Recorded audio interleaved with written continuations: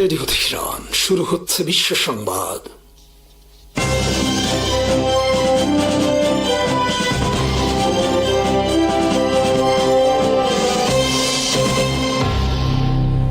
শুরুতেই সংবাদ শিরোনাম। উপসাগরীয় অঞ্চলে গতকাল রোববার দিবাগত রাতে যুক্তরাষ্ট্র ও ইরানের মধ্যে আবার পাল্টাপাল্টি হামলার ঘটনা ঘটেছে।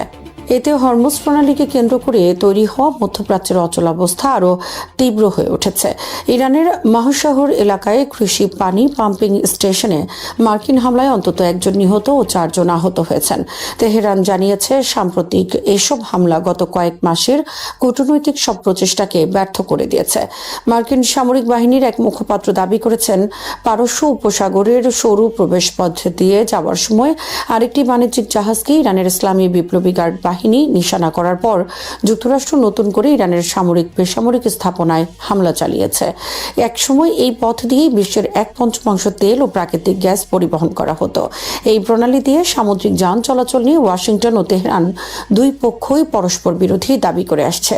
দুই দেশের মধ্যে স্বাক্ষরিত চুক্তি নিয়ে আলোচনার ক্ষেত্রে এই প্রণালী তেহরানের জন্য একটি বড় শক্তির জায়গা।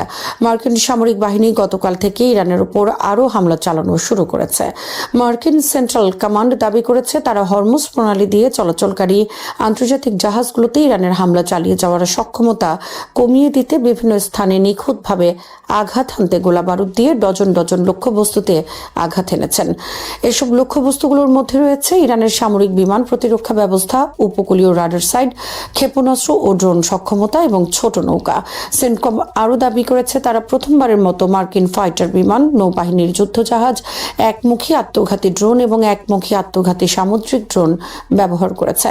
মার্কিন সামরিক বাহিনী এর আগে দাবি করেছিল তারা প্রায় 140টি লক্ষ্যবস্তুতে আঘাত এনেছে, যা গত সপ্তাহের আগের 2 দফার হামলার চেয়ে অনেক বেশি শক্তিশালী ছিল। গত এক সপ্তাহে যুক্তরাষ্ট্রের সেন্ট্রাল কমান্ড সেন্টকম ইরানের 170টিরও বেশি সামরিক লক্ষ্যবস্তুতে হামলা চালিয়েছে। এসব হামলায় উপকূলীয় রাডার, আকাশ প্রতিরক্ষা ব্যবস্থা, কমান্ড অ্যান্ড কন্ট্রোল নেটওয়ার্ক, জাহাজ বিধ্বংসী ক্ষেপণাস্ত্র সক্ষমতা, ড্রোন গুদাম এবং ইসলামিক রেভলিউশনারি গার্ড কর্পস এর 60টিরও বেশি দ্রুতগামী নৌযান ধ্বংস করা হয়েছে। লক্ষ্য ছিল হরমুজ প্রণালীতে ইরানের সামরিক সক্ষমতা দুর্বল করা, তবে সংঘাতকে পূর্ণাঙ্গ যুদ্ধের রূপ না দেয়া। এই হামলার পেছনে ছিল আইআরজিসির বাণিজ্যিক তেলবাহী জাহাজে হামলার অভিযোগ। এর ফলে হরমুজ প্রণালীতে জাহাজ চলাচল ব্যাহত হয় এবং বৈশ্বিক জ্বালানি সরবরাহ নিয়ে উদ্বেগ তৈরি হয়।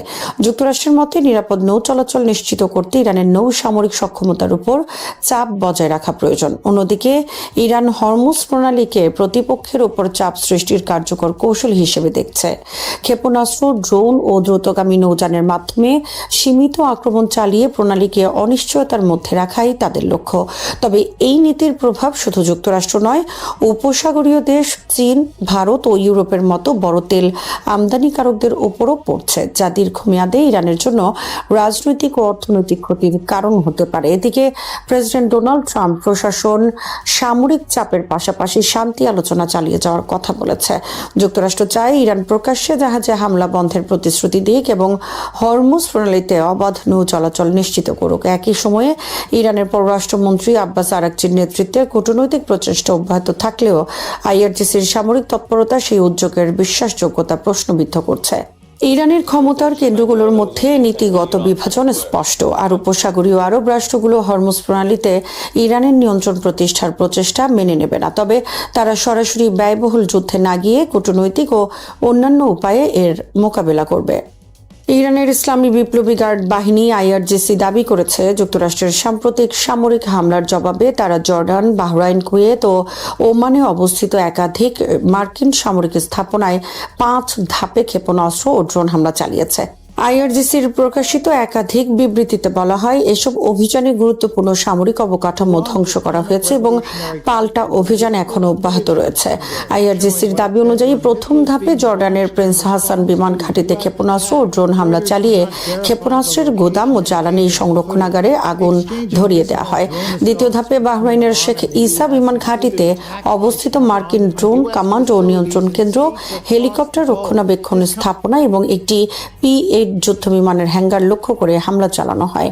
তৃতীয় ও চতুর্থ ধাপে কুয়েতের আলী আল সালেম বিমান ঘাঁটির জ্বালানি ট্যাঙ্ক ও একটি প্যাট্রিয়ট আকাশ প্রতিরক্ষা ব্যবস্থা এবং আহমদ আল জাবের বিমান ঘাঁটির একটি কৌশলগত রাডার ধ্বংসের দাবি করে আইআরজিসি। এছাড়া কুয়েতে মার্কিন সেনাবাহিনীর একটি ক্ষেপণাস্ত্র ঘাঁটিতে হামলা চালিয়ে দুটি হিমার্স লঞ্চার ও গোলাবারুদের বাংকার ধ্বংস করা হয়েছে বলেও জানানো হয়।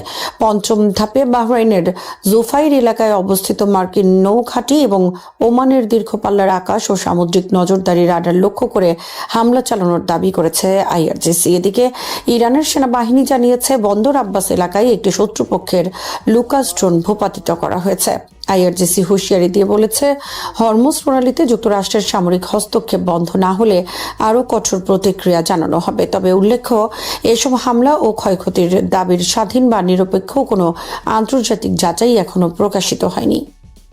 ইরানের পররাষ্ট্র মন্ত্রণালয়ের মুখপাত্র ইসমাইল বাঘাই বলেছেন, ইসলামী বিপ্লবের সর্বোচ্চ নেতা আয়াতুল্লাহ সৈয়দ আলী খামেনি ও যুক্তরাষ্ট্র ও ইসরায়েলের হামলায় নিহত অন্যদের হত্যাকাণ্ডের বিচার এবং রক্তের প্রতিশোধ নেওয়া ইরানের মৌলিক নীতি ও জাতীয় দাবি। সোমবার সাপ্তাহিক সংবাদ সম্মেলনে তিনি জানান, দায়ীদের জবাবদিহির আওতায় আনতে তেহরান আন্তর্জাতিক ও অভ্যন্তরীণ উভয় আইনি ব্যবস্থাই ব্যবহার করবে। বাঘাইয়ের দাবি, 28 ফেব্রুয়ারি যুক্তরাষ্ট্র ও ইসরায়েলের কথিত 40 দিনের যুদ্ধের প্রথম দিনে আয়াতুল্লাহ খামেনি এবং তার পরিবারের কয়েকজন সদস্য নিহত হন। তিনি বলেন, হাজারো মানুষের মৃত্যুর জন্য দায়ীরা এখন নিজেদের ভুক্তভোগী হিসেবে তুলে ধরছে, কিন্তু এতে কেউ বিভ্রান্ত হবে না এবং ন্যায় বিচারের প্রচেষ্টা থামবে না। তিনি যুক্তরাষ্ট্রের বিরুদ্ধে ইসলামাবাদ সমঝোতা স্মারক লঙ্ঘনের অভিযোগও তোলেন। তার ভাষ্য, 17 জন স্বাক্ষরিত 14 দফার এই সমঝোতার মূল ধারাগুলো ওয়াশিংটন কার্যত অকার্যকর করে দিয়েছে। বাঘাই বলেন, চুক্তির পঞ্চম ধারায় হরমুজ প্রণালী পুনরায় চালু ও ব্যবস্থাপনার দায়িত্ব ইরানের উপর ন্যস্ত ছিল এবং 1 মাসের সময়সীমা শেষ হওয়ার আগেই যুক্তরাষ্ট্র নিজেদের অঙ্গীকার থেকে সরে আসে। মার্কিন প্রেসিডেন্ট ডোনাল্ড ট্রাম্পের সাম্প্রতিক মন্তব্য প্রত্যাখ্যান করেন বাঘাই। তিনি বলেন, ওমানের মাস্কাটে অনুষ্ঠিত সর্বশেষ বৈঠকে ইরানের পারমাণবিক কর্মসূচি নিয়ে কোনো আলোচনা হয়নি। আলোচনার একমাত্র বিষয় ছিল হরমুজ প্রণালীতে জাহাজ চলাচলের নিরাপত্তা নিশ্চিত করা। বাঘাইয়ের দাবি, ওমানের সঙ্গে সমন্বয় করে নিরাপদ নৌপথ নিশ্চিত করার একটি ব্যবস্থা গড়ে তোলার চেষ্টা করা হয়েছিল, কিন্তু যুক্তরাষ্ট্রের চাপের কারণে তা সম্ভব হয়নি। তিনি বলেন, উপকূলীয় রাষ্ট্র হিসেবে হরমুজ প্রণালীতে নিজেদের জাতীয় স্বার্থ রক্ষায় প্রয়োজনীয় ব্যবস্থা নেওয়ার অধিকার ইরানের রয়েছে এবং যুক্তরাষ্ট্র ও ইসরায়েলকে এই জলপথ ব্যবহার করে ইরানের বিরুদ্ধে পদক্ষেপ নিতে দেয়া হবে না। যুক্তরাষ্ট্রের ইরানের বিরুদ্ধে চলমান সামরিক অভিযান দেশটির কৌশলগত ক্ষেপণাস্ত্রের মজুদের উপর ক্রমবর্ধমান চাপ সৃষ্টি করছে বলে এক প্রতিবেদনে দাবি করা হয়েছে। সিএনএন এর বরাত দিয়ে প্রকাশিত প্রতিবেদনে বলা হয়, প্রেসিডেন্ট ডোনাল্ড ট্রাম্প শুক্রবার ঘোষণা দেন যে ইরানের সঙ্গে কার্যকর থাকা যুদ্ধবিরতি শেষ হয়েছে। এর ফলে পেন্টাগনের ক্ষেপণাস্ত্রের মজুদের উপর আরও চাপ বাড়তে পারে বলে আশঙ্কা করা হচ্ছে। প্রতিবেদনে বলা হয়েছে, চলমান সংঘাতে যুক্তরাষ্ট্র বিপুল সংখ্যক দূরপাল্লার নির্ভুল ক্ষেপণাস্ত্র ও আকাশ প্রতিরক্ষা ব্যবস্থা ব্যবহার করেছে। এর মধ্যে রয়েছে থার্ড প্যাট্রিয়ট এবং টমাহক ক্ষেপণাস্ত্র। দাবি করা হয়, ইরানের ড্রোন ও ক্ষেপণাস্ত্র হামলা প্রতিহত করতে পেন্টাগন তাদের থার্ড ও প্যাট্রিয়ট ইন্টারসেপ্টর ক্ষেপণাস্ত্রের প্রায় অর্ধেক এবং টমাহক ক্রুজ ক্ষেপণাস্ত্রের প্রায় 30% ব্যবহার করেছে। ইসলামাবাদে স্বাক্ষরিত সমঝোতা স্মারকের পর স্বল্প সময়ের জন্য ক্ষেপণাস্ত্র ব্যবহারের হার কমলেও উৎপাদনের তুলনায় ব্যবহার অনেক বেশি থাকায় মজুদ পুনর্গঠন পিছিয়ে রয়েছে। বর্তমান উৎপাদন সক্ষমতা অনুযায়ী প্রতি মাসে সীমিত সংখ্যক টমাহক ও প্যাট্রিয়ট সরবরাহ সম্ভব হলেও 2026 সালে নতুন কোনো থার্ড সরবরাহের সম্ভাবনা নেই বলে প্রতিবেদনে উল্লেখ করা হয়েছে। সবচেয়ে বেশি ব্যবহৃত ক্ষেপণাস্ত্রের মজুদ পুনর্গঠনে অন্তত 3 বছর আর কিছু ক্ষেত্রে 5 বছর পর্যন্ত সময় লাগতে পারে বলে ধারণা করা হচ্ছে। প্রতিবেদনে আরও বলা হয়, এই পরিস্থিতি চীন বা উত্তর কোরিয়াকে কেন্দ্র করে সম্ভাব্য ভবিষ্যৎ সংঘাতের জন্য যুক্তরাষ্ট্রের সামরিক প্রস্তুতিকে প্রভাবিত করতে পারে, কারণ এসব যুদ্ধ পরিকল্পনায় বিপুল পরিমাণ নির্ভুল ক্ষেপণাস্ত্রের প্রয়োজন হবে। এদিকে সংঘাতে ব্যবহৃত ক্ষেপণাস্ত্র পুনরায় সংগ্রহের জন্য জরুরি অর্থায়ন এখনও কংগ্রেস অনুমোদন করেনি, ফলে শান্তিকালীন স্বাভাবিক ক্রয় প্রক্রিয়ার উপরই নির্ভর করতে হচ্ছে। ইরানের বিরুদ্ধে সামরিক অভিযান অব্যাহত থাকলে যুক্তরাষ্ট্রের ক্ষেপণাস্ত্রের মজুদ পুনরায় পূরণের চেয়ে দ্রুত হারে কমে যেতে পারে, যা পেন্টাগনের সামরিক সক্ষমতার উপর দীর্ঘমেয়াদী চাপ সৃষ্টি করবে। যুক্তরাষ্ট্র ও ইরানের চলমান সংঘাত নতুন এক বিপজ্জনক পর্যায়ে পৌঁছেছে। সপ্তাহের মধ্যে তৃতীয় দফায় যুক্তরাষ্ট্র ইরানের বিভিন্ন সামরিক স্থাপনায় ব্যাপক হামলা চালানোর পর ইরান পাল্টা উপসাগরীয় অঞ্চলে অবস্থিত মার্কিন সামরিক ঘাঁটিগুলোকে লক্ষ্য করে ক্ষেপণাস্ত্র ও ড্রোন হামলা চালিয়েছে। একই সঙ্গে তেহরান বিশ্বের অন্যতম গুরুত্বপূর্ণ নৌপথ হরমুজ প্রণালী অনির্দিষ্টকালের জন্য বন্ধ ঘোষণা করেছে। এর ফলে মধ্যপ্রাচ্যের নিরাপত্তা পরিস্থিতি, বৈশ্বিক জ্বালানি সরবরাহ এবং আন্তর্জাতিক বাণিজ্য নিয়ে গভীর উদ্বেগ তৈরি হয়েছে। ইরান জানিয়েছে যুক্তরাষ্ট্র তাদের সঙ্গে হওয়া সমঝোতা লঙ্ঘন করে দক্ষিণ উপকূলীয় শহরগুলোতে নতুন করে বিমান হামলা চালিয়েছে এবং হরমুজ প্রণালী দিয়ে অনুমোদনহীন নৌপথ চালুর চেষ্টা করেছে। তেহরানের ভাষ্য অনুযায়ী এর জবাব হিসেবেই তারা বাহরাইন, কুয়েত, কাতার, ওমান এবং জর্ডানে অবস্থিত মার্কিন সামরিক স্থাপনাগুলোকে লক্ষ্যবস্তু করেছে। ইরানের পার্লামেন্ট স্পিকার মোহাম্মদ বাকের গালিবাফ বলেছেন, একতরফা চুক্তির যুগ শেষ হয়েছে এবং যুক্তরাষ্ট্রকে প্রতিশ্রুতি ভঙ্গের মূল্য দিতে হবে। গত সপ্তাহে মার্কিন প্রেসিডেন্ট ডোনাল্ড ট্রাম্প যুদ্ধবিরতি কার্যত শেষ হয়ে গেছে বলে ঘোষণা দেওয়ার পর থেকেই পরিস্থিতি দ্রুত অবনতির দিকে যেতে থাকে। এর আগে হরমুজ প্রণালীতে 3টি বাণিজ্যিক জাহাজে হামলার ঘটনাকে কেন্দ্র করে উত্তেজনা আরও বেড়ে যায়। এরপর যুক্তরাষ্ট্র ইরানের বিভিন্ন সামরিক লক্ষ্যবস্তুতে হামলা চালায় এবং ইরান পাল্টা উপসাগর জুড়ে মার্কিন ঘাঁটিগুলোতে আক্রমণ করে। সর্বশেষ অভিযানে যুক্তরাষ্ট্রের সেন্ট্রাল কমান্ড সেনকম জানিয়েছে তারা প্রায় 140টি সামরিক লক্ষ্যবস্তুতে হামলা চালিয়েছে। এসবের মধ্যে ছিল ক্ষেপণাস্ত্র ও ড্রোন ঘাঁটি, নৌ সক্ষমতা, গোলাবারুদ সংরক্ষণাগার, যোগাযোগ ব্যবস্থা এবং উপকূলীয় নজরদারি কেন্দ্র। সেনকমের দাবি 3 রাতের অভিযানে মোট 300টির বেশি লক্ষ্যবস্তুতে আঘাত হানা হয়েছে, যাতে ইরানের সামুদ্রিক হামলার সক্ষমতা দুর্বল করা যায়। অন্যদিকে ইরানের রাষ্ট্রীয় গণমাধ্যম জানিয়েছে লোরেস্তান প্রদেশের ভেসিয়ান এলাকায় উপকণ্ঠ, খুন্দাব সামরিক ঘাঁটি এবং দক্ষিণাঞ্চলের বুশেহর প্রদেশের আসালুয়ে, দীর, বুশেহর, দাসাতি ও তাঙ্গিস্তান সহ অন্তত 5টি শহরে মার্কিন হামলা হয়েছে। এসব হামলার ক্ষয়ক্ষতির পরিমাণ এখনও মূল্যায়ন করা হচ্ছে বলে ইরান জানিয়েছে। পাল্টা জবাবে ইরানের ইসলামিক রেভলিউশনারি গার্ড কর্পস বা আইআরজিসি ওমানের দুকুম বন্দরে মার্কিন বিমানবাহী রণতরীর রসদ ও জ্বালানি সরবরাহ অবকাঠামোতে হামলার দাবি করেছে। কাতারের আল উদেইদ বিমান ঘাঁটিতে ব্যালিস্টিক ক্ষেপণাস্ত্র নিক্ষেপ করে যুদ্ধবিমান রক্ষণাবেক্ষণ কেন্দ্র এবং কমান্ড সেন্টারে ধ্বংসের দাবি করেছে আইআরজিসি। যদিও কাতার জানিয়েছে তাদের প্রতিরক্ষা ব্যবস্থা অধিকাংশ হামলা প্রতিহত করেছে এবং ভূপাতিত ক্ষেপণাস্ত্রের ধ্বংসাবশেষে 3 জন আহত হয়েছে। কুয়েতে ইরানের সেনাবাহিনী মার্কিন প্যাট্রিয়ট আকাশ প্রতিরক্ষা ব্যবস্থা, গোলাবারুদ ডিপো এবং রাডার স্থাপনা লক্ষ্য করে বিস্ফোরক ড্রোন হামলার দাবি করেছে। বাহরাইনে মার্কিন যোগাযোগ ও রাডার ব্যবস্থা এবং জর্ডানের প্রিন্স হাসান বিমান ঘাঁটিতেও হামলার দাবি করেছে আইআরজিসি। হরমুজ প্রণালী ঘিরেও পরিস্থিতি আরও জটিল হয়েছে।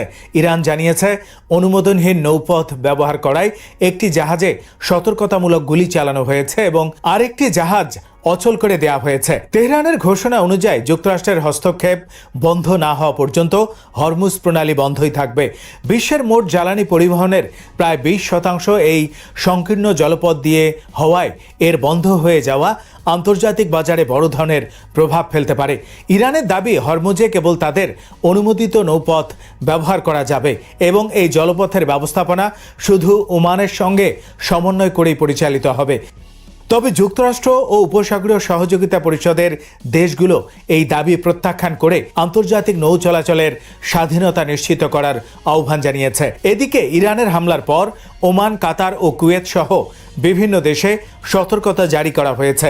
ওমান সরকার পরিস্থিতি মোকাবেলায় সব ধরনের প্রয়োজনীয় ব্যবস্থা নেয়ার কথা জানিয়েছে। কাতার নাগরিকদের নিরাপদ স্থানে অবস্থান করতে এবং অপ্রয়োজনীয় চলাচল এড়িয়ে চলার আহ্বান জানিয়েছে। কুয়েতের সেনাবাহিনী জানিয়েছে তারা দেশের আকাশ সীমায় প্রবেশ করা শত্রু লক্ষ্যবস্তু প্রতিহত করেছে। সব মিলিয়ে মধ্যপ্রাচ্যে চলমান এই সংঘাত এখন এমন এক পর্যায়ে পৌঁছেছে যেখানে সামান্য ভুল হিসাবেও পুরো অঞ্চলকে আরো বিস্তৃত যুদ্ধে ঠেলে দিতে পারে এবং বৈশ্বিক অর্থনীতি ও জ্বালানি নিরাপত্তার উপর এর সুদূর প্রসারী প্রভাব পড়ার আশঙ্কা তৈরি হয়েছে।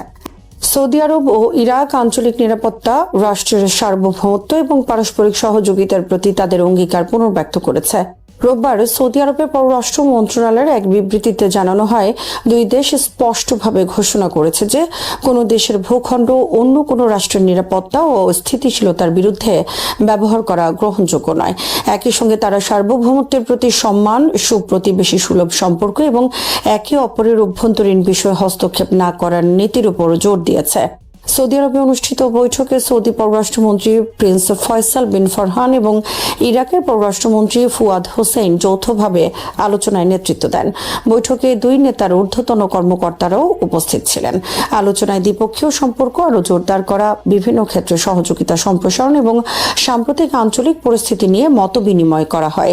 বিবৃতিতে বলা হয়, দুই দেশ জাতীয় সার্বভৌমত্বের প্রতি সম্মান, প্রতিবেশী দেশের নিরাপত্তা নিশ্চিত করা এবং কোনো রাষ্ট্রের অভ্যন্তরীণ বিষয়ে হস্তক্ষেপ না করার নীতিকে আন্তর্জাতিক সম্পর্কের গুরুত্বপূর্ণ ভিত্তি হিসেবে পুনর্ব্যক্ত করেছে। পাশাপাশি তারা এমন কোনো কর্মকাণ্ডের বিরোধিতা করেছে যার মাধ্যমে কোনো দেশের ভূখণ্ড ব্যবহার করে অন্য দেশের নিরাপত্তা ও স্থিতিশীলতা হুমকির মুখে ফেলা হয়। আলোচনায় ইরাক বিশেষভাবে পুনর্ব্যক্ত করেছে যে তারা তাদের ভূখণ্ড বা আকাশসীমা সৌদি আরব উপসাগরীয় সহযোগিতা পরিষদের সদস্য রাষ্ট্র কিংবা অঞ্চলের অন্য কোনো দেশের বিরুদ্ধে হামলা বা সামরিক কর্মকাণ্ড পরিচালনার জন্য ব্যবহার করতে দেবে না। এই অবস্থানকে দুই দেশের মধ্যে নিরাপত্তা সহযোগিতার গুরুত্বপূর্ণ অংশ হিসেবে উল্লেখ করা হয়েছে। দুই পক্ষ আরও জোর দিয়ে বলেছে, ইরাকের নিরাপত্তা ও স্থিতিশীলতা রক্ষা, দেশটির জাতীয় প্রতিষ্ঠানগুলোকে শক্তিশালী করা এবং উভয় দেশের মধ্যে সমন্বয় ও সহযোগিতা অব্যাহত রাখা অত্যন্ত গুরুত্বপূর্ণ। তাদের মতে এই সহযোগিতা শুধু সৌদি আরব ও ইরাকের অভিন্ন স্বার্থই রক্ষা করবে না, বরং সামগ্রিকভাবে মধ্যপ্রাচ্যের নিরাপত্তা ও স্থিতিশীলতা বজায় রাখতেও ইতিবাচক ভূমিকা রাখবে। এই বৈঠক এমন এক সময় অনুষ্ঠিত হলো যখন মধ্যপ্রাচ্যের সামরিক উত্তেজনা নতুন মাত্রা পেয়েছে। রোববার ভোরে ইরান ঘোষণা করে যে যুক্তরাষ্ট্রের হামলার জবাবে তারা ওমান সহ অঞ্চলের বিভিন্ন দেশে অবস্থিত মার্কিন সামরিক স্থাপনায় হামলা চালিয়েছে। তেহরানের দাবি অনুযায়ী এসব হামলা ছিল যুক্তরাষ্ট্রের সাম্প্রতিক সামরিক অভিযানের প্রতিশোধমূলক পদক্ষেপ। অন্যদিকে যুক্তরাষ্ট্রের সেন্ট্রাল কমান্ড সেন্টকম জানায়, হরমুজ প্রণালীতে একটি বাণিজ্যিক জাহাজে ইরানি হামলার পর তারা ইরানের বিভিন্ন স্থানে 140টি লক্ষ্যবস্তুতে বিমান হামলা চালিয়েছে। সেন্টকমের দাবি, এসব হামলার উদ্দেশ্য ছিল ইরানের সামরিক সক্ষমতা দুর্বল করা এবং আন্তর্জাতিক নৌ চলাচলের নিরাপত্তা নিশ্চিত করা। মধ্যপ্রাচ্যের এই ক্রমবর্ধমান উত্তেজনার প্রেক্ষাপটে সৌদি আরব ও ইরাকের যৌথ অবস্থান বিশেষ তাৎপর্য বহন করছে।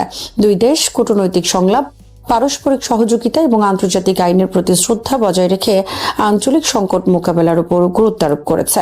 বিশ্লেষকদের মতে, কোনো দেশের ভূখণ্ডকে অন্য দেশের বিরুদ্ধে সামরিক কর্মকাণ্ডের জন্য ব্যবহার না করার অঙ্গীকার অঞ্চল জুড়ে সংঘাতের বিস্তার রোধে একটি গুরুত্বপূর্ণ বার্তা হিসেবে বিবেচিত হতে পারে। একই সঙ্গে এই অবস্থান মধ্যপ্রাচ্যের নিরাপত্তা, স্থিতিশীলতা এবং আঞ্চলিক সহযোগিতা জোরদারে সৌদি আরব ও ইরাকের অভিন্ন দৃষ্টিভঙ্গির প্রতিফলন। উত্তর কোরিয়া যুক্তরাষ্ট্র ও তার মিত্রদের বিরুদ্ধে সামরিক জোট শক্তিশালী করা এবং অস্ত্র প্রতিযোগিতা ত্বরান্বিত করার অভিযোগ এনে তীব্র সমালোচনা করেছে। শনিবার দেশটির পররাষ্ট্র মন্ত্রণালয় এক বিবৃতিতে জানায়, তুরস্কে অনুষ্ঠিত সর্বশেষ ন্যাটো শীর্ষ সম্মেলনে গৃহীত সিদ্ধান্তগুলো আন্তর্জাতিক শান্তি ও আঞ্চলিক নিরাপত্তার জন্য ইতিবাচক নয়, বরং সেগুলো নতুন করে সামরিক উত্তেজনা সৃষ্টি করবে। রাষ্ট্রীয় বার্তা সংস্থা KCNA প্রকাশিত ওই বিবৃতিতে উত্তর কোরিয়া দাবি করেছে, ন্যাটো ক্রমেই একটি যুদ্ধমুখী সামরিক জোটে পরিণত হচ্ছে, যার কর্মকাণ্ড ইউরোপের পাশাপাশি এশিয়া প্রশান্ত মহাসাগরীয় অঞ্চলেও অস্থিতিশীলতা বাড়াতে পারে। বিবৃতিতে পিয়ংইয়ং অভিযোগ করে, ন্যাটো নেতারা উত্তর কোরিয়ার সার্বভৌম অধিকার প্রয়োগকে ইচ্ছাকৃতভাবে আন্তর্জাতিক নিরাপত্তার জন্য হুমকি হিসেবে তুলে ধরছেন। দেশটির মতে, নিজেদের নিরাপত্তা নিশ্চিত করতে যে সামরিক ও প্রতিরক্ষামূলক পদক্ষেপ নেওয়া হয় তা আন্তর্জাতিক আইন অনুযায়ী একটি স্বাধীন রাষ্ট্রের বৈধ অধিকার। অথচ ন্যাটো সেই বিষয়টিকে রাজনৈতিকভাবে ব্যবহার করে উত্তর কোরিয়ার বিরুদ্ধে চাপ বাড়ানোর চেষ্টা করছে। উত্তর কোরিয়ার পররাষ্ট্র মন্ত্রণালয় আরও দাবি করে, সাম্প্রতিক ন্যাটো সম্মেলনে সদস্য দেশগুলোর প্রতিরক্ষা ব্যয় বৃদ্ধি, নতুন অস্ত্র সংগ্রহ এবং প্রশান্ত এশিয়া মহাসাগরীয় অঞ্চলে যুক্তরাষ্ট্রের মিত্রদের সঙ্গে সামরিক সহযোগিতা সম্প্রসারণের উপর বিশেষ গুরুত্ব দেওয়া হয়েছে। পিয়ংইয়ং এর ভাষ্য অনুযায়ী এসব উদ্যোগ জোটভিত্তিক সংঘাতকে আরও উস্কে দেবে এবং বিশ্বকে নতুন অস্ত্র প্রতিযোগিতার দিকে ঠেলে দেবে। গত মঙ্গলবার তুরস্কে অনুষ্ঠিত ন্যাটো শীর্ষ সম্মেলনে সদস্য দেশগুলো $500 বিলিয়ন বেশি মূল্যের সামরিক ক্রয় ও প্রতিরক্ষা শিল্প সংক্রান্ত বিভিন্ন চুক্তির ঘোষণা দেয়। একই সঙ্গে ইউরোপীয় মিত্রদের প্রতিরক্ষা ব্যয় বাড়ানোর বিষয়েও জোর দেওয়া হয়। মার্কিন প্রেসিডেন্ট ডোনাল্ড ট্রাম্প দীর্ঘদিন ধরেই ন্যাটো সদস্যদের নিজ নিজ প্রতিরক্ষা খাতে আরও বেশি ব্যয় করার আহ্বান জানিয়ে আসছেন। সম্মেলনে বিষয়টি বিশেষভাবে আলোচনায় স্থান পায়। এদিকে সম্মেলনের ফাঁকে দক্ষিণ কোরিয়ার president Lee Jae Miyong NATO সদস্যদের সঙ্গে প্রতিরক্ষা সহযোগিতা আরও সম্প্রসারণের আগ্রহ প্রকাশ করেন। তিনি বলেন, গবেষণা ও উন্নয়ন, অত্যাধুনিক সামরিক প্রযুক্তি, প্রতিরক্ষা শিল্প এবং অস্ত্র উৎপাদনের মতো ক্ষেত্রে সিওল ন্যাটোর সদস্য দেশগুলোর সঙ্গে ঘনিষ্ঠভাবে কাজ করতে চায়। উত্তর কোরিয়া এই অবস্থানকেও সমালোচনার চোখে দেখেছে এবং এটিকে অঞ্চলে সামরিক মেরুকরণ বৃদ্ধির একটি পদক্ষেপ হিসেবে উল্লেখ করেছে। পররাষ্ট্র মন্ত্রণালয়ের বিবৃতিতে বলা হয়, ন্যাটো এখন আর কেবল ইউরোপ ভিত্তিক প্রতিরক্ষা জোট নয়, বরং এটি ধীরে ধীরে এশিয়া প্রশান্ত মহাসাগরীয় অঞ্চলেও নিজেদের প্রভাব বিস্তারের চেষ্টা করছে। পিয়ংইয়ং এর দাবি, এই নীতি বাস্তবায়িত হলে আঞ্চলিক উত্তেজনা আরও বৃদ্ধি পাবে এবং বিভিন্ন দেশের মধ্যে পারস্পরিক অবিশ্বাস গভীর হবে। পারমাণবিক ইস্যুতেও নিজেদের অবস্থান পুনর্ব্যক্ত করেছে উত্তর কোরিয়া। দেশটি জানিয়েছে, পশ্চিমা দেশগুলো দীর্ঘদিন ধরে উত্তর কোরিয়াকে পারমাণবিক অস্ত্র ত্যাগের জন্য চাপ দিয়ে এলেও বর্তমান পরিস্থিতিতে সেই আলোচনা কার্যত অর্থহীন হয়ে পড়েছে। পিয়ংইয়ং এর মতে, নিরস্ত্রীকরণ নিয়ে আলোচনা করতে হলে প্রথমে যুক্তরাষ্ট্রের নিরাপত্তা ছাতার আওতায় দক্ষিণ কোরিয়া ও জাপানের সামরিক সক্ষমতা বৃদ্ধি এবং ন্যাটোর পারমাণবিক অস্ত্র ভাগাভাগি কর্মসূচির বিষয়গুলো বিবেচনায় নিতে হবে। বিবৃতিতে আরও বলা হয়, আন্তর্জাতিক নিরাপত্তা বা আঞ্চলিক স্থিতিশীলতা রক্ষার জন্য সব পক্ষের উচিত সামরিক জোট সম্প্রসারণ ও অস্ত্র প্রতিযোগিতা থেকে বিরত থাকা। তবে উত্তর কোরিয়া স্পষ্ট করেছে, দেশের সার্বভৌমত্ব, জাতীয় নিরাপত্তা এবং কৌশলগত স্বার্থ রক্ষায় তারা ভবিষ্যতেও প্রয়োজনীয় সব পদক্ষেপ গ্রহণ করবে।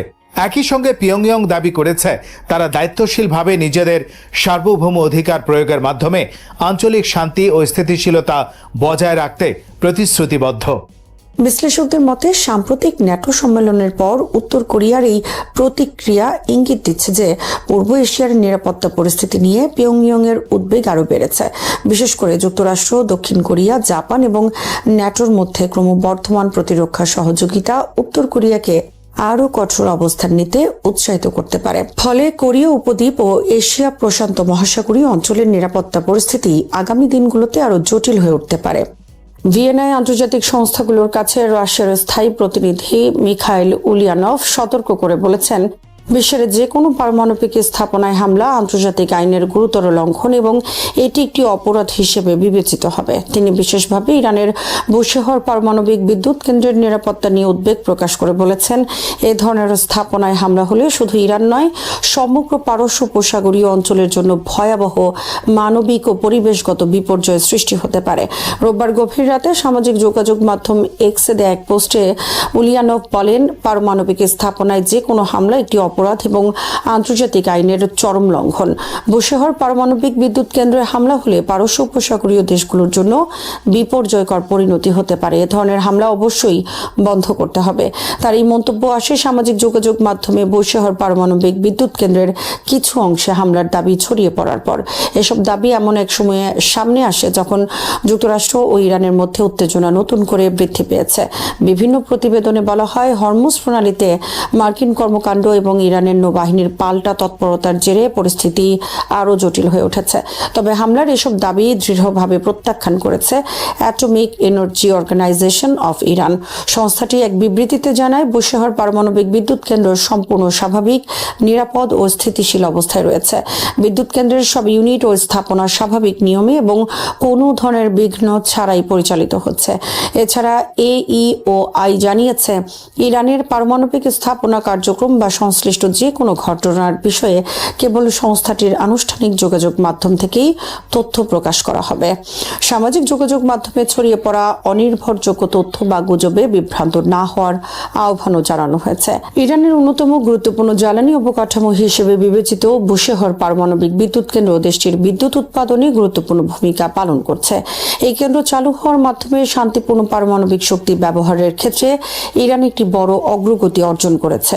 পরিষ্কার ও টেকসই জ্বালানি উৎপাদনের পাশাপাশি এটি ধীরে ধীরে দেশটির বিদ্যুৎ উৎপাদনের অন্যতম প্রধান ভিত্তিতে পরিণত হয়েছে। বিশেষ করে অর্থনৈতিক নিষেধাজ্ঞা ও জ্বালানি খাতে বহিরাগত চাপের প্রেক্ষাপটে বুশেহর বিদ্যুৎ কেন্দ্রকে ইরানের জাতীয় নিরাপত্তা ও জ্বালানি নিরাপত্তার একটি কৌশলগত সম্পদ হিসেবে দেখা হচ্ছে।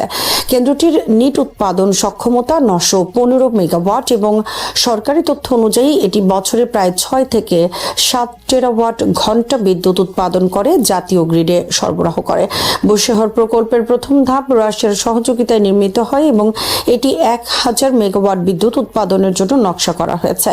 সরকারি হিসাব অনুযায়ী কেন্দ্রটি চালুর পর থেকে এখন পর্যন্ত মোট 8 কোটি মেগাওয়াট ঘন্টারও বেশি পারমাণবিক বিদ্যুৎ উৎপাদন করে ইরানের জাতীয় বিদ্যুৎ গ্রিডে সরবরাহ করেছে। সাম্প্রতিক উত্তেজনার মধ্যে বুশেহরকে ঘিরে ছড়িয়ে পড়া হামলার গুজব আন্তর্জাতিক পর্যায়ে উদ্বেগ সৃষ্টি করলেও ইরানি কর্তৃপক্ষ জোর দিয়ে বলছে বিদ্যুৎ কেন্দ্রটি নিরাপদ রয়েছে এবং এর কার্যক্রম সম্পূর্ণ স্বাভাবিকভাবে চলছে। একই সঙ্গে রাশিয়া পারমাণবিক স্থাপনাগুলোর নিরাপত্তা নিশ্চিত করতে আন্তর্জাতিক আইন মেনে চলার এবং যে কোনো সামরিক হামলা থেকে এসব স্থাপনাকে বিরত রাখার আহ্বান জানিয়েছে। চলমান বিশ্বকাপকে ঘিরে আন্তর্জাতিক ফুটবলের নিয়ন্ত্রক সংস্থা ফিফা এবং এর নেতৃত্বকে নিয়ে সমালোচনা ক্রমেই তীব্র হচ্ছে। বিশেষ করে যুক্তরাষ্ট্রের প্রেসিডেন্ট ডোনাল্ড ট্রাম্পের হস্তক্ষেপের পর এক মার্কিন ফুটবলারের নিষেধাজ্ঞা প্রত্যাহারের সিদ্ধান্ত বিশ্বজুড়ে বিতর্কের জন্ম দিয়েছে। একই সঙ্গে আর্জেন্টিনার বিপক্ষে মিশর ও কেপ ভার্দের ম্যাচে রেফারিদের সিদ্ধান্ত নিয়ে পক্ষপাতের অভিযোগ উঠেছে। এসব ঘটনা ফিফার নিরপেক্ষতা ও বিশ্বাসযোগ্যতা নিয়ে নতুন করে প্রশ্ন তুলেছে। ফিলিস্তিনের দৃষ্টিকোণ থেকে এই বিতর্ক নতুন কিছু নয়। দীর্ঘদিন ধরেই ফিলিস্তিনি ফুটবল সংশ্লিষ্টরা অভিযোগ করে আসছেন, মানবাধিকার রক্ষার কথা সংস্থার বিধিমালায় উল্লেখ থাকলেও ফিফা ফিলিস্তিনি ফুটবলের ক্ষেত্রে সেই নীতির প্রয়োগে ব্যর্থ হয়েছে। ফিলিস্তিন ফুটবল অ্যাসোসিয়েশন পিএফএ বহুবার দাবি জানিয়েছে অধিকৃত ফিলিস্তিনি ভূখণ্ডে অবস্থিত অবৈধ ইসরায়েলি বসতিতে লিগ ম্যাচ আয়োজনের কারণে ইসরায়েল ফুটবল অ্যাসোসিয়েশনকে সাময়িকভাবে বরখাস্ত করা হোক। তবে ফিফা এখন পর্যন্ত সেই দাবি গ্রহণ করেনি। এছাড়া ফিলিস্তিনি ফুটবলারদের নিহত, আহত কিংবা আটক হওয়ার ঘটনাগুলো নিয়েও ফিফার নীরবতার অভিযোগ রয়েছে। সম্প্রতি ফিলিস্তিনি নারী ফুটবল দলের সদস্য শান্ড হাওয়ালেনি ও নাতালি আবু দাইহকে আটক করা হলেও সংস্থাটি এ বিষয়ে কোনো অবস্থান নেয়নি।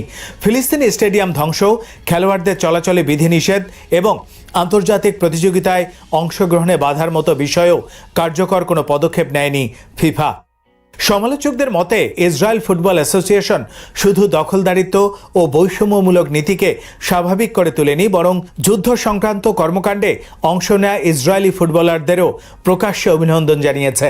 আন্তর্জাতিক বিচার আদালতের বিভিন্ন মতামত এবং জাতিসংঘের একাধিক প্রস্তাব থাকা সত্ত্বেও ফিফা পশ্চিম তীরের আইনি অবস্থানকে জটিল আন্তর্জাতিক আইনগত বিষয় হিসেবে উল্লেখ করে আসছে।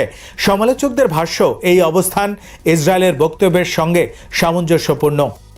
ফিফার বর্তমান সভাপতি জিয়ান্নি ইনফান্তিনোর সময়েই এসব সমালোচনা আরও বেড়েছে।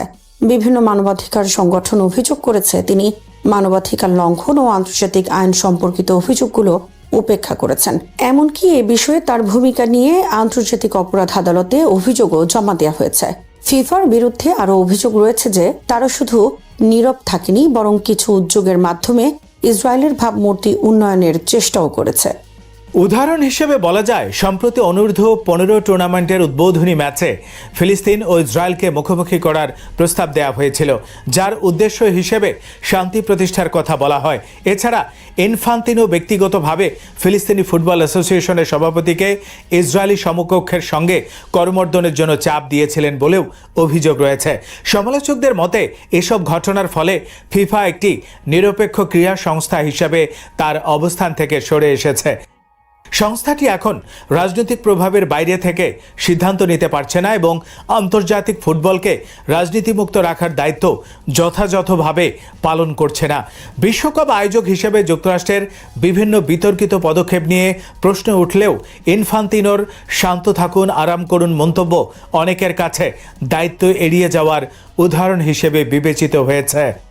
এমন পরিস্থিতি শুধু ফিফার প্রতি জনসাধারণের আস্থাকেই ক্ষতিগ্রস্ত করছে না, বরং আন্তর্জাতিক ফুটবলের সুনাম ও অন্তর্ভুক্তিমূলক চরিত্রকেও প্রশ্নের মুখে ফেলেছে। সমালোচকদের মতে বর্তমান ধারা অব্যাহত থাকলে ইনফান্তিনোর নেতৃত্বের উত্তরাধিকার বিতর্ক ও আস্থাহীনতার মধ্যেই সীমাবদ্ধ থাকবে। অন্যদিকে ফিলিস্তিনি ফুটবল নিজেদের অস্তিত্ব টিকিয়ে রাখার প্রত্যয় ব্যক্ত করেছে। 1904 সালে জেরুজালেমের সেন্ট জর্জ স্কুল দলের মাধ্যমে যে যাত্রা শুরু হয়েছিল, সেই ইতিহাস আজও ফিলিস্তিনি সমাজের একটি গুরুত্বপূর্ণ অংশ। নানা প্রতিকূলতা, সংঘাত ও সীমাবদ্ধতার মধ্যেও ফিলিস্তিনি ফুটবল টিকে রয়েছে। সমর্থকদের বিশ্বাস, রাজনৈতিক সংকট বা আন্তর্জাতিক বিতর্ক যাই থাকুক না কেন, ফিলিস্তিনি ফুটবলের এই দীর্ঘ পথচলা ভবিষ্যতেও অব্যাহত থাকবে। শ্রোতা বন্ধুরা, বিশ্ব সংবাদে এই ছিল আমাদের সর্বশেষ আয়োজন। সঙ্গে থাকার জন্য আপনাদের সবাইকে অসংখ্য ধন্যবাদ।